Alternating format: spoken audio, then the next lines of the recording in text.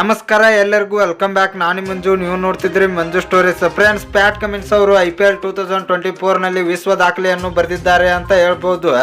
ಇಡೀ IPL ಹಿಸ್ಟ್ರಿನಲ್ಲಿ ಅತಿ ಹೆಚ್ಚು ದುಡ್ಡಿಗೆ ಸೇಲ್ ಆದ ಆಟಗಾರ ಪ್ಯಾಟ್ ಕಮಿನ್ಸ್ ಅಂತ ಹೇಳ್ಬೋದು. ಇವರಿಗೆ ನಮ್ಮ RCB ತಂಡ ಕೂಡ ಬಿಡ್ ಮಾಡಿತ್ತು. ಇನ್ನು ಪ್ಯಾಟ್ ಕಮಿನ್ಸ್ ಅವರು ಎಷ್ಟು ಅಮೌಂಟಿಗೆ ಸೋಲ್ಡ್ ಆದರೂ ಇವರು ಯಾವ ತಂಡಕ್ಕೆ ಹೋಗಿದ್ದಾರೆ ಅಂತ ನಾನು ನಿಮಗೆ ಈ ವಿಡಿಯೋದಲ್ಲಿ ತಿಳಿಸ್ಕೊಡ್ತೇನೆ. ಅದಕ್ಕಿಂತ ಮುಂಚೆ ನೀವೇನಾದರೂ ನಮ್ಮ ಚಾನಲ್ಗೆ ಹೊಸಬ್ರಾಗಿದ್ರೆ ತಪ್ಪದೆ ಸಬ್ಸ್ಕ್ರೈಬ್ ಮಾಡಿ, ಹಾಗೆ ಪಕ್ಕದಲ್ಲಿರೋ ಬೆಲ್ ಐಕಾನ್ ಪ್ರೆಸ್ ಮಾಡಿ ಆಲ್ ಅನ್ನು ಸೆಲೆಕ್ಟ್ ಮಾಡಿ. ಯಾಕೆಂದ್ರೆ ನಾನು ಯಾವುದೇ ಕ್ರಿಕೆಟ್ ಬಗ್ಗೆ ವಿಡಿಯೋ ಮಾಡಿದ್ರೆ ನಿಮಗೆ ತಕ್ಷಣ ನೋಟಿಫಿಕೇಶನ್ ಬರುತ್ತೆ. ಆವಾಗ ನೀವು ವಿಡಿಯೋನ ಮೊದಲಿಗರಾಗಿ ನೋಡಬಹುದು. ಸಬ್ಸ್ಕ್ರೈಬ್ ಅನ್ನೋದು ಸಂಪೂರ್ಣ ಉಚಿತ. ವಿಡಿಯೋ ಕೆಳಗೆ ಬ್ಲಾಕ್ ಟನ್ ಇದೆ, ಮಾಡ್ಕೊಳ್ಳಿ. ಏನು ತರ ಮಾಡಿದೆ ವಿಡಿಯೋ ಶುರು ಮಾಡೋಣ ಬನ್ನಿ. ಇನ್ನು IPL ಇತಿಹಾಸದಲ್ಲಿ ಪ್ಯಾಟ್ ಕಮಿನ್ಸ್ ಅವರು ಅತಿ ಹೆಚ್ಚು ಅಮೌಂಟ್ಗೆ ಸೋಲ್ಡ್ ಆಗಿದ್ದಾರೆ ಅಂತ ಹೇಳ್ಬೋದು. ಅದು ಎಷ್ಟು ಅಂದರೆ 20 ಕೋಟಿ 50 ಲಕ್ಷಕ್ಕೆ ಪ್ಯಾಟ್ ಕಮಿನ್ಸ್ ಅವರು ಸನ್ರೈಸರ್ಸ್ ಹೈದರಾಬಾದ್ ತಂಡಕ್ಕೆ ಸೋಲ್ಡ್ ಆಗಿದ್ದಾರೆ ಅಂತ ಹೇಳ್ಬೋದು.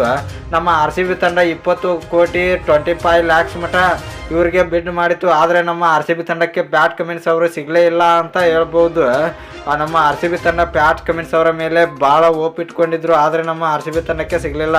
ಸನ್ರೈಸರ್ಸ್ ಅವರು ಎಲ್ಲಿ ಬಿಡಲೇ ಇಲ್ಲ. ಸನ್ರೈಸರ್ಸ್ ಅವರು ನಮಗೆ ಬೇಕೇ ಬೇಕು ಪ್ಯಾಟ್ ಕಮಿನ್ಸ್ ಅವರು ಅಂತ 20 ಕೋಟಿ 50 ಲಕ್ಷ ಕೊಟ್ಟು ಪ್ಯಾಟ್ ಕಮಿನ್ಸ್ ಅವರನ್ನು ಖರೀದಿ ಮಾಡಿದೆ ಅಂತ ಹೇಳ್ಬೋದು. ಮೊದಲು ನಮ್ಮ RCB ತಂಡ ಮತ್ತು ಚೆನ್ನೈ ಸೂಪರ್ ಕಿಂಗ್ಸ್ ಮಧ್ಯೆ ಬಿಡ್ ನಡೆದಿತ್ತು. ಇದರಲ್ಲಿ ನಮ್ಮ RCB ತಂಡ 6 ಕೋಟಿ ಬಿಡ್ ಮಾಡಿದಾಗ ಚೆನ್ನೈ ಸೂಪರ್ ಕಿಂಗ್ಸ್ ತಂಡ ಹಿಂದೆ ಸರಿಯಿತು. ಆಮೇಲೆ ಸನ್ರೈಸರ್ಸ್ ಹೈದರಾಬಾದ್ ತಂಡ ಬಂದ ಮೇಲೆ 20 ಕೋಟಿ 50 ಲಕ್ಷ ಮಟ ನಮ್ಮ RCB ಮತ್ತು ಸನ್ರೈಸರ್ಸ್ ಮಧ್ಯೆ ಬಿಡ್ ನಡೆಯಿತು ಅಂತ ಹೇಳ್ಬೋದು. ಇನ್ನು ಫ್ರೆಂಡ್ಸ್, ಈ ವಿಶ್ವ ದಾಖಲೆಯನ್ನು ಯಾರು ಮುರಿತಾರೆ ಅಂತ ಇನ್ನೂ ಕಾದು ನೋಡೋಣ.